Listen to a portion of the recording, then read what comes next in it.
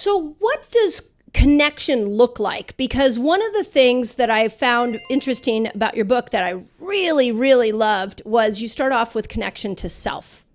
And I thought, oh, thank you, because I think that it's really, at least in the old days before the pandemic, I think if I was lonely, I would call somebody and I would be like, hey, let's go do something. And I would look at that as connection. But what I've learned now in my 54th year here on this planet is that as I've gotten to know myself better, as I've turned within and connected to myself better, my relationships are changing and the depth of relationship is changing. So talk about what connection looks like, and can we start off with self-connection? Is that the place to start? It seems like it would be the most logical place to start, but what are the skill sets we have even to connect to ourselves? And I always am really mindful when I talk to what I know is an audience of busy working mothers who are juggling when I talk about self-connection, because people assume that means I need self-care time or time alone. So firstly, I define self-connection as an awareness of one's own experience in any given moment. It's only through self-connection that you could identify the difference between, is my friend not being a good friend or am I lonely, right? It's that deep relationship to be able to pull the fibers apart, right? From the ball of candy floss, right. Like let's pull those fibers apart.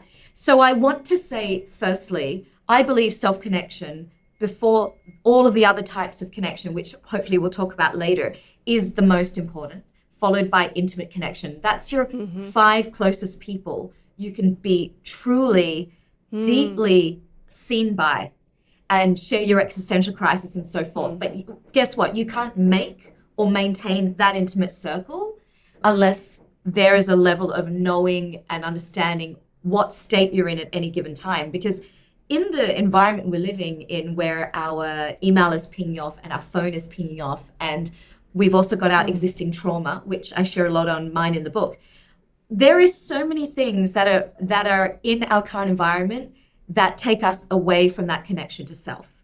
And we're living disembodied, right? Because we're living in these, like you and I right now, connecting digitally. So self-connection absolutely needs to happen. And whether that is 2 to 5 minutes before just breathing, before you're dealing with your family, your intimates, for people who live in a household with their family, are normally those 5 people that you cohabitate with. It is the game changer in terms of maintaining beautiful human connections, from interfacing with the barista at Starbucks to the road rage incident that's going to happen when you're pulling up at the lights on the way home. Like, if there's that checking in of the awareness, we can avoid the fight or flight mode that plagues us. That is also caused by loneliness. Loneliness also causes a fight or flight response. So, okay, I want to pause with you right there, because I think this is a really interesting point, because until I read your book, I always thought, if you're lonely, go find somebody to talk to. And it's like, go out and seek friendships and communities. Literally, that's the way I always looked at it until I read your book. And then when I read this part about self-connection, I started thinking about my own journey in the last couple of years. And I've been really, since I left my practice, which was a very difficult thing to do, where I was surrounded by people, hundreds of people every week. And then I came home and I was sitting with myself and doing all my work with me and a computer screen. And I went into deep grief. And what I learned in that moment was that the deep grief wasn't coming because I didn't have as much human interaction. It was that the human interaction that I had had for so many years acted like a buffer that prevented me from truly knowing who I am and what I wanted and what I was here to do, and to really get to know myself. And so I've been on this incredible discovery to find that person. So when I think about self-connection, I think about the pause that you talk about. And then I think about women who, like me, who are people pleasers, or women who are always doing something for everybody else, that just want to give because we've been taught that makes us feel good if we can make everybody around us happy. But in that moment, we don't know ourselves. You can be the busiest person, have the life of the party. And when the party shuts down, you don't know yourself. That was me. So Wow. talk to that person, because that was a real aha I had this year, is that I really didn't know So me. I hear from women a lot, particularly those going through divorces, and some of my male friends going through divorces, that the period of time where the children are young and they're working is a complete hijacking of the self. Like there is not bandwidth Yeah. to sit down and have the green juice and meditate in the park. Like what is everyone talking about, right?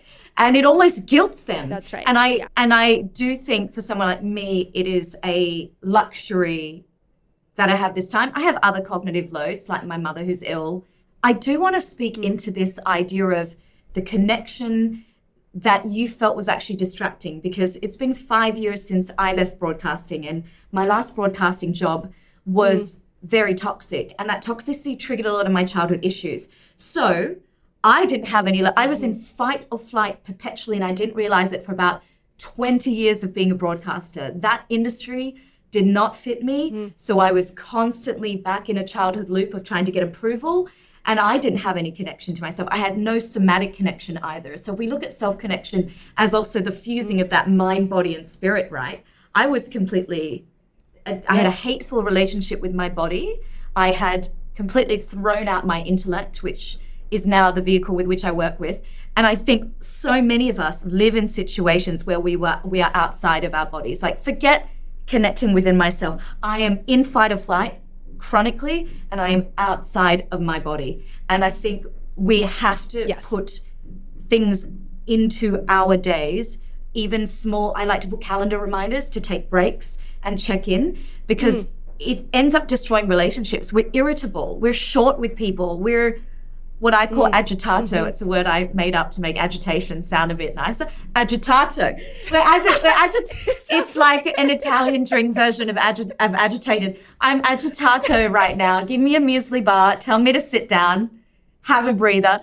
And in the way that we're living, I feel like in the way we currently operate, the world is almost weighted against us to be in a fight or flight mode. And this is how loneliness comes in. Even if you're watching this or listening to this and you think, Simone, I am not lonely.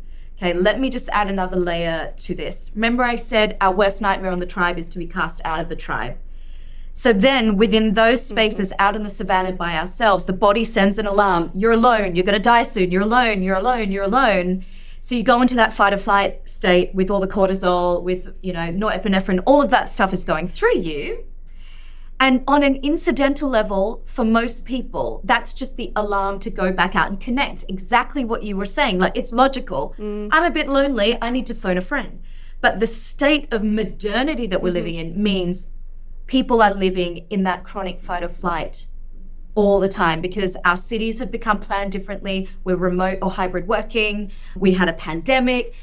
Everything is stacked against us. And so that low level anxiety, that low level fight or flight is now through us chronically, which ends up destroying our immunity and shortening our lifespan, which is why you hear, Julianne Holt-Lundstad's stat, she endorsed my book. She is the lady who discovered it's more dangerous to be lonely than smoking 15 cigarettes a day and alcohol use disorder or obesity.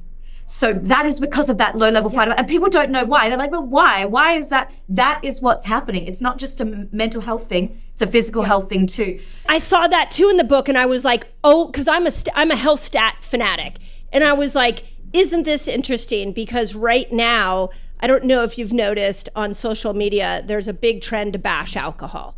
And I'm not saying that like alcohol is a health food in any way, shape, or form. I'm just saying we have bigger fish to fry.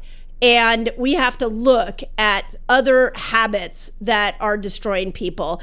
And if you take especially a menopausal woman who's really struggling with depression and anxiety, and you take her glass of wine away from her, now you have literally like a suicidal woman. So this is why I like going to the deeper root issue that is causing poor health. And so what I hear, not only in that statistic and in what you say, is that loneliness begins by learning how to connect to yourself. Yeah. That is like, I've never heard that when it comes to loneliness. And I really want to point this out to the listeners, because what my old style of functioning when I was lonely was to call about 1,000 friends. The year after I closed my clinic was also the year my second child had left the house. So I was an empty nester and I had closed my clinic. So like, talk about lonely. And so I would be calling people all the time, but it felt unquenchable. It felt like I could never get enough people to talk to help this feeling inside of me. And one day my therapist said to me, what if you were your favorite person? Like, what if the best thing you could do was hang out with you and just get to know you? And that became a game changer to me. And once I started to really go, what do I need to do for my mind? Who do I need to show up for myself so I want to hang out with me? All of a sudden, I did truly go, hey, I don't mind being alone because it's just me and I love me. And I noticed that my intimate relationships, as you call it, became deeper and they became more satisfying. Oh my gosh. So talk much about there. that.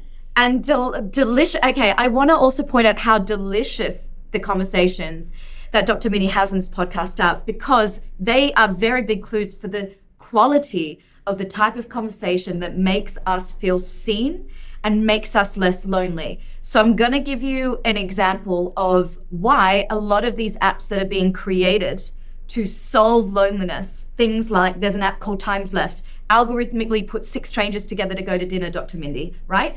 Problem is, at the end of it, the journalist reviewing the exercise was like, oh, all the rest of the people were swapping phone numbers to meet again. And I was like, but maybe there are 5 other people out there that are better than these people. So these apps allow us to continue to make exponential shallow connection. And therefore, with shallow connection, we don't have those moments of this conversation is delicious, let's go there. We don't have that level of intimacy that is a salve for loneliness. No. And when you go shallow and wide, you don't fully feel seen. So those 5, after self-connection, Yes. the 5 intimate connections are very important. The second thing I want to point out, for those of you who don't feel lonely listening to this, but you want to show up for lonely people in your life, we all know when we scroll our WhatsApp, which one of our friends likes to self-isolate, which one of our friends we don't hear from unless we reach out, they're kind of introverted. The worst thing that you can say to these people during their pain of loneliness is, hey, just go out and make friends, go out and do volunteer work, go out and connect. Similar to depression, like those comments make them feel how little you understand and the cognitive dissonance between you. So actually, it should be, again, about listening, making them feel heard, and gentle nudges, right? Because the lonely brain will spiral and further isolate. And lastly, the idea of sitting with ourselves. So self-connection is the subject of my second book, although we may usurp with another book. We're in discussion right now. But I have written the first draft. So one of the chapters is all about sitting with your discomfort, the discomfort of sitting with yourself. Yeah. And in an era where the young people in our life are fumbling to find their own identity, and then we have bombardment from all these forms of media, which is a great blessing, but at the same time, if you don't have self-connection, how that can also hijack you. There's also emotional trauma. There are all these things that are uncomfortable, but that self-connection will be the gift that brings you through till the end of your life. And it will, like you said, change the quality, depth, and the filtering process. If I look back to entertainment industry, Simone, which is like another human, right? A different iteration of me. Right. And the lack of self-connection meant how I was choosing to spend my time with people that should have just been filtered. If I'd had self-connection, I would have known, honey, these are your issues.